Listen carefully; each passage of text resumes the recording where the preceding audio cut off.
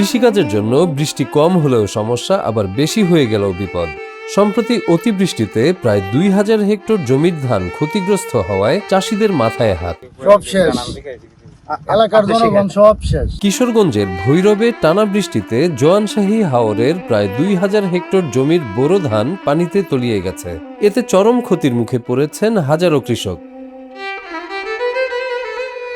এ যেন প্রকৃতির নির্মম পরিহাস।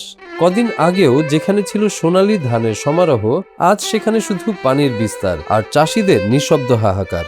মনে করেন যে অনেকগুলা ক্ষেত আছে, তাই সব ক্ষেতকে একবারে ডুবাই লাইছে। ঠিক আছে, ক্ষেত ডুবাইছে, এরকম ডুবাইছে, দেওয়ার মতো কোনো সিস্টেম নাই। দীর্ঘদিনের অতিবৃষ্টিতে খেতে আকস্মিকভাবে পানি বেড়ে যাওয়ায় জোয়ানশাহী হাওরের প্রায় 2000 হেক্টর বোরো ধান পানির নিচে তলিয়ে গেছে বলে জানিয়েছে স্থানীয় কৃষি বিভাগ। এই হাওরের ফসলের উপর নির্ভরশীল ভৈরব উপজেলার শ্রীনগর, সাদিকপুর ও আগানগর ইউনিয়নের মানুষ।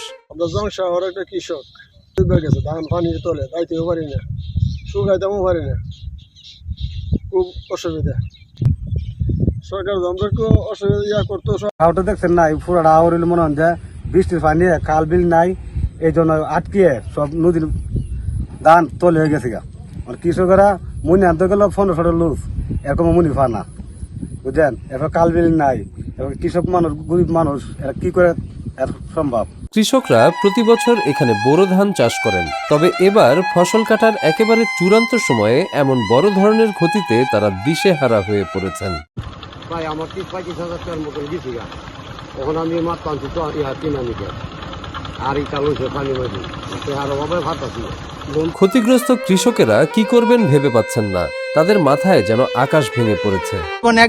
একবারে নিশ্চিত হয়ে যাচ্ছে, এটা ভবিষ্যৎ থাকলে আমাদের যে ক্ষতি হইবে, এই ক্ষতি আমাদের কৃষকের একবারে জনজীবন বিপন্ন হয়ে গেছে। সব শেষ, এলাকার জনগণ সব। অতিবৃষ্টির কারণে যেসব কৃষকের ফসল ক্ষতিগ্রস্ত হয়েছে তাদের তালিকা প্রস্তুত করা হচ্ছে।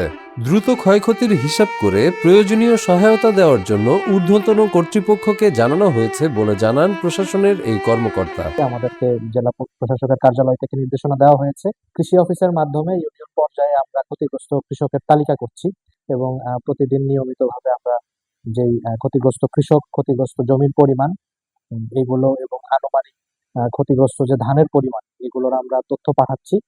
তো আশা করা যায় যে সরকার এ বিষয়ে প্রয়োজনীয় কার্যক্রম গ্রহণ করবে। পানির নিচে যেভাবে ফসলগুলো ডুবে আছে, তেমনি অনিশ্চয়তায় ডুবে আছে কৃষকদের ভবিষ্যৎ। তারা এখন পথ চেয়ে আছেন কোনো সহযোগিতার হাতের। তাতেও যদি সামান্য ক্ষতিপূরণ হয়, তাহলে তারা আগামীতে আবার ফসল ফলানোর কাজে মন দিতে পারবেন।